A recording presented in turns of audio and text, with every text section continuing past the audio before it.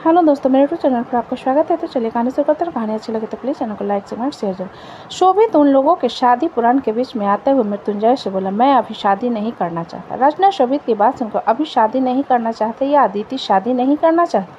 शोभित अदिति की तरफ देखता है तो अदिति जिसे अपना सिर झुका रखा था, जिस कारण उसके लंबे बालों के लट उसके चेहरे को आधा ढक रही थी और वो बहुत मासूम लग रही थी। शोभित के दिल की धड़कन फिर बढ़ गई, लेकिन वो इसे इग्नोर करते हुए रचना से बोला, अभी शादी नहीं करना चाहता। शोभित की बात पर रचना अदिति की तरफ देखते हुए बोले, अदिति तुम क्या कहती हो इस बारे में। अदिति अपनी गुलाबी आंखों से शोभित की तरफ देखने लगी, जिस पर शोभित उसे नजरें चुराने लगा, क्योंकि अदिति के देखने से वह अंदर से थोड़ा सा शर्मा रहा था। वहीं अदिति शोभित की नज़र फेरने पर रचना से बोली, ठीक है। शोभित अदिति की मंजूरी पर गहरी सांस भर उसे देखते हुए बोला, मेरे बेडरूम से अपना सारा सामान दफा करो, क्योंकि मुझे अपने ही बेडरूम में अच्छी नींद आती है। शोभित की बात पर अदिति उसे देखते हुए बोली, 5 महीने में जब आपका मन मुझसे भर सकता है तो बेडरूम से क्यों नहीं। उसमें भी तो आपका टेस्ट बदलना चाहिए ना, कुछ नया ट्राई करना चाहिए। अदिति की बात पर मृत्युंजय विप्लो को घूरते हुए बोला, मैंने तुमसे सिर्फ प्रैक्टिस के लिए कहा था। विप्लो अपने दांत दिखाते हुए बोला, आई एम सॉरी ब्रो, मैं दूसरे को हैंडल करता हूँ तो बनी वहाँ पर होती है, इसलिए शायद वो मेरी टोन सीख गई। वो कहते हैं ना, संगति का असर जल्दी होता है, शायद मेरी संगति में ऐसी हो गई है। निर्जला उन सबके झगड़े के बीच में आते हुए बोली, बस बस बहुत हुआ, पंडित जी आते ही होंगे, तैयारी शुरू करो। सुधांशु निर्जला की बात सुन महक की तरफ देखते हुए बोला, दीदी मुझे भी कपड़े बदलने थे। विप्लव सुधांशु के हाथ को पकड़ कर बोला, मेरा यार इतने महीने बाद आया है, चल तुझे मैं अपने सारे नए नए कपड़े दिखाता हूँ और तुझे जिसे पहनना उसे पहन लेना, तब तक मैं अपने भतीजे के साथ खेलूँगा। इतना कहकर विप्लव सुधांशु की गोद से अव्यक्त को ले लेता है और सुधांशु को खींचते हुए अपने साथ अपने बेडरूम की तरफ ले जाता है। वहीं मृत्युंजय एक नज़र अदिति को आंखों से इशारा करने के बाद महक को लेकर बेडरूम की तरफ चला जाता है। तभी वहां पर खुशहाली और वीर अपने बेटे को लेकर आ जाते हैं, जो कि इन 5 महीना में 11 महीने का हो चुका था। खुशहाली अपने बेटे विशाल को पकड़े अमृत की तरफ देखते हुए बोली, अमृत समृति कहाँ है। अमृत रिद्धिमा बच्चों के साथ समृति को अपनी गोद में उठाए नीचे आते हुए, समृति यहाँ है। सब लोग उसे तरफ देखते हैं जहां समृति सुंदर सा फ्रॉक पहने रेडी थी। उसके काले बाल जिन्हें अभी तक कटवाया नहीं गया था, उन्हें रिद्धिमा ने चोटी बनाकर कार्टून वाले क्लिप लगा दिए थे। खुशहाली समृति के पास जाकर उसके गाल को पकड़ खींचते हुए बोली, हेलो समृति। समृति गाल खींचने पर बुरी तरीके से खुशहाली को घूरते उसके हाथ को झटक देती है, तो खुशहाली वैशाली की तरफ देखते हुए कहती है, अपनी बेटी को अपनी तरह बना दिया तुमने। वैशाली अपना सिर नहीं में हिलाते हुए, हमने नहीं बनाया है, बड़का भैया की छत्रछाया में ऐसा हुई है और सब कहते हैं कि हम बदतमीज़ हैं। तुम बदतमीज़ नहीं हो, तुम बकबक मशीन हो, बकबक मशीन। ऋतिक ने अंदर आते हुए कहा। ऋतिक की आवाज़ पर वैशाली सिर घुमा उसको देखते हुए बोली, और तुम क्या हो सन्यासी, साला जब देखो तब मुँह उठाकर चले आते और हमारा दिमाग खराब करते रहते। अमृत वैशाली की बात सुनकर बोला, तो तुम मत बात करो ना उससे, तुम्हें कौन कर रहा है बात करने के लिए। वैशाली अमृत की बात सुनकर बोले, हमको बक बक मशीन कह रहा है। अमृत वैशाली की बात सुनकर ऋतिक को घूरते हुए, तुम जाकर अपनी बीवी को परेशान करो ना, मेरी बीवी को क्यों परेशान कर रहे हो। रचना अमृत की बात सुन हैरानी से ऋतिक की तरफ देखते हुए बोली, तुमने शादी कर ली ऋतिक रचना की बात पर कुछ पल शांत रहकर बोला, क्या मैंने आपको नहीं बताया आंटी। आई एम सॉरी, मेरी शादी को 6 महीने हो चुके हैं। वैशाली ऋतिक की बात सुनकर बोली, पता नहीं कौन बेचारी लड़की होगी जिसकी किस्मत फूटी हो। वो लड़की मैं हूँ जिसकी किस्मत फूटी है, प्रकृति ने अंदर आते हुए कहा। प्रकृति की आवाज़ सुन सब उस तरफ देखने लगे जहाँ प्रकृति बिल्कुल शादीशुदा लड़की की तरह सिंदूर मंगलसूत्र पहने सफ़ेद रंग की साड़ी में खड़ी हुई। प्रकृति को इस अवतार में देख विकल्प की आंखें बड़ी बड़ी हो गई और प्रकृति को एक टक देखने लगा, जिसे तिरछी नज़र से ऋतिक देखने के बाद प्रकृति के हाथ को पकड़ अपने नज़दीक खींच कर बोला, गटअप कहा था ना, सेटअप कहा था ना, ज़्यादा मत बात करना। प्रकृति ऋतिक की बात सुनकर उसे घूरते हुए बोली, एक्सक्यूज़ मी। ऋतिक प्रकृति के कान के पास आकर धीरे से बोला, हम यहाँ पर फंक्शन अटेंड करने आए हैं ना, तुम रोमांस क्यों चाहती हो। ये कहते हुए ऋतिक के होठ प्रकृति के कानों को छू रहे थे। ऋतिक के गर्म होठों को अपने कान पर महसूस कर प्रकृति उससे दूर होते हुए वैशाली के पास आकर बोली, आपकी बेटी कहाँ पर है। ऋतिक वैशाली की बेटी की तरफ देखते हुए हल्का मुस्कुरा कर बोला, ये रही। वैशाली ऋतिक को मुस्कुराता हुआ देख दांत पीस कर बोली, हमारी बेटी पर नज़र मत लगाओ, बता रहे हैं तुमको। प्रकृति रिद्धिमा की गोद से समृति को लेकर उसके गाल पर किस करते हुए बोली, baby you are so cute. जिसे देखकर ऋतिक प्रकृति के पास आकर बोला, अभी कर दिया, हमारा बेबी आने के बाद मत करना, वरना हो सकता है मेरा बेटा इसे उठाकर यहाँ से ले जाए। समृति ऋतिक के बालों को पकड़ने की कोशिश करते हुए अपने हाथ आगे बढ़ाने लगते हैं तो ऋतिक उसके छोटे पंजों में अपनी उंगली फंसा कर कहता है, तुम्हारी माँ मुझे दूर रखती है, तुम मेरे नज़दीक मत आओ। समृति ऋतिक के हाथ को पकड़कर सीधा अपने मुंह में भरकर उसकी उंगली को जोर से काट लेती, जिससे ऋतिक दर्द से तिलमिला जाता है और अपनी उंगली को खींचकर बाहर निकालता है तो देखता है उसमें छोटे दांतों के निशान थे। ऋतिक अपनी उंगली को एक नज़र देखने के बाद प्रकृति को घूरते हुए बोला, माँ और बेटी दोनों एक जैसे। समृति ने ऋतिक की उंगली को काट लिया था, जिस कारण वो भड़का हुआ था और वैशाली और उसकी बेटी को एक जैसा कह रहा था। वैशाली प्रकृति के पास आकर उसे दूध का बोतल देते हुए बोली, पिला दो इसको। ऋतिक वैशाली की बात पर समृति की तरफ इशारा करते हुए बोला, तुम्हारी बेटी है ना, तो तुम क्यों नहीं उठाती गोद में। जिसे सुनकर वैशाली ऋतिक को घूरते हुए लिखा है, तुम्हारी पत्नी भंडारा में जाकर खाना बनाएगी। ऋतिक वैशाली की बात पर बोला, ऐसे काम तुम जैसे लोगों को सूट करते हैं। अमृत उन लोगों को झगड़ता हुआ देखकर प्रकृति के पास आ उसकी गोद से समृति को लेकर वैशाली से बोला, तुम भी जाकर रेडी हो जाओ। वैशाली अमृत की बात पर अपना सिर हिला देती और ऋतिक को घूरते हुए अपने कमरे की तरफ चली जाती है। ऋतिक फ्रस्ट्रेशन में जा रहे वैशाली को देखकर तिरछा मुस्कुरा देता है और प्रकृति उसे घूरने लगती। वहीं रिया विकल्प की तरफ देखती है, जो कि अभी भी प्रकृति को देखे जा रहा था। जिसे देखते हुए रिया विकल्प के पैर पर नीचे से लात मारती है तो विकल्प का ध्यान टूट जाता है और वो अपने पैर को सहलाते हुए रिया को घूर कर कहता है, मुझे क्यों मार रही हो? अगर मैं तुझे नहीं मारती ना तो तेरी पत्नी तुझे कमरे में ले जाकर कूटती। देख तुझे कैसे घूर रही है। रिया ने सामने की तरफ खड़ी वर्षा की तरफ इशारा करते हुए कहा। विकल्प रिया के इशारों पर वर्षा की तरफ देखता है, जो कि सूट पटियाला पहने खड़ी बिना किसी भाव को उसे और प्रकृति को देख रही थी। विकल्प वर्षा की जानलेवा नज़र को खुद पर महसूस कर रिया की तरफ देखते हुए बोला, मैं सुधांशु और बापी के पास जा रहा हूँ, तुम यहाँ पर देख लेना। रिया विकल्प की बात पर अपना सिर हिला देती है और सभी तैयारी में लग जाती।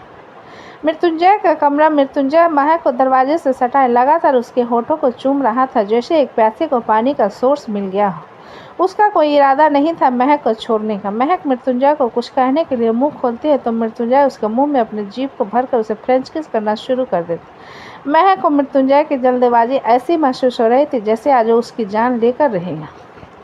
उसके हाथ धीरे धीरे महक के साड़ी के प्लेट को खोलने लगते हैं, जिसे महसूस करते हुए महक जल्दी से मृत्युंजय को कॉलर को पकड़कर बोली, मृत्युंजय व्हाट। मृत्युंजय ने महक को नज़दीक रहे इंटेंस आवाज़ में कहा। मृत्युंजय की इंटेंस आवाज़ को सुन महक उसके कॉलर को छोड़ उसके कमर पर हाथ रखते हुए, नीचे अभी फंक्शन है, हम रात को कंटिन्यू करें प्लीज़। ये कहकर महक प्लीटिंग भरी नज़रों से मृत्युंजय की तरफ देखते हैं, जैसे उसे मृत्युंजय का जवाब का इंतजार हो। मृत्युंजय अपनी एक आईब्रो चढ़ाते हुए महक से बोला, मेरे कंट्रोल करने में मेरा क्या फ़ायदा है? आप कहना क्यों चाहते हैं? महक ने कन्फ्यूजन में पूछा, जिसे देखते हुए मृत्युंजय महक के कान के पास आकर धीरे से बोला, हर बार सब कुछ मैं करता हूँ, तुम सिर्फ साथ देती हो, और इस बार सब कुछ तुम करोगे, मैं तुम्हारा साथ दूंगा। डील मंजूर हो तो मैं सोचूंगा। इतना कहकर मृत्युंजय महक के कान पर बाइट कर लेता है, जिसे सुनते हुए महक आंखें बड़ी बड़ी कर मृत्युंजय को देखते हुए, मैं क्या करूँगी और आप मेरे साथ डील कर रहे हो? आपको पता है मुझे नहीं आता ये सब। मृत्युंजय महक के गाल पर हाथ रखकर बोला, महक जहाँ प्रॉफिट हो वहाँ मृत्युंजय सारंग ना हो, ऐसा नहीं होता, इसलिए मैं अपना पूरा प्रॉफिट वसूल करूँगा। चलो मेरे लिए कपड़े निकालो। महक मृत्युंजय की बात सुन मुँह बनाते हुए बोली, मुझे नहीं आता कुछ भी और मैं करूँगी भी नहीं। मृत्युंजय महक के थोड़ा और नज़दीक आता है कि उन दोनों के कान में बाहर से दरवाज़ा खटखटाने की आवाज़ आती है। जल्दी से सिर घुमा दरवाज़ा खोलने लगते हैं तो मृत्युंजय उसके हाथ को पकड़ कर कहता है, डील मंजूर है या नहीं? जिसे सुन महक सिर घुमाकर मृत्युंजय की तरफ हैरानी से देखते हुए बोली, मृत्युंजय बाहर कोई खड़े और आपको अभी भी रोमांस की सूझ रही है? मृत्युंजय अपनी गर्दन नहीं में हिलाकर बोला, डोंट केयर, तुम जवाब दो। महक हताश नज़रों से मृत्युंजय की तरफ देखते हुए बोली, आप बहुत जिद्दी हो। नहीं मैं तो हूँ, तुम्हें आज पता चल रहा है महक? मृत्युंजय ने तिरछी मुस्कान के साथ कहा, जिसे देखकर महक चिढ़ाते हुए बोली, राक्षस कहीं के। इतना कहकर महक दरवाज़ा खोलने लगती है तो सामने विकल्प अव्यक्त को पकड़े खड़ा हुआ था और अव्यक्त की आंखों में आंसू थे। महक आगे बढ़कर अव्यक्त को अपनी गोद में लेकर विकल्प से बोली, आपको परेशान कर रहा था भैया? विकल्प अपना सिर नहीं में हिलाकर बोला, नहीं, चार्ली के कान को खींच रहा था, हम मना कर रहे थे बट नहीं मान रहा था। बहुत जिद्दी हो गया है, बिल्कुल अपने बाप की तरह। महक धीरे से बुदबुदाई। उसे खुद में बात करता हुआ देख विकल्प कंफ्यूज होकर बोला, आपने कुछ कहा? विकल्प की बात पर महक जल्दी से अपना सिर नहीं में हिलाकर बोली, नीचे तैयारी हो गई? विकल्प अपनी गर्दन हिलाते हुए बोला, तैयारी चल रही है, आप भाई के साथ रेडी होकर आ जाओ। महक अव्यक्त के पीठ को थपथपाते हुए अपना सिर हिलाते हुए बोली, जी ठीक है, मैं इसे चुप करवा दूंगी। विकल्प अपना सिर हिलाकर वहां से चला जाता है। उसके जाने के बाद महक दरवाज़ा अंदर से बंद कर अव्यक्त को लेकर बिस्तर की तरफ आते हुए बोली, क्या हो गया मेरे राजकुमार को?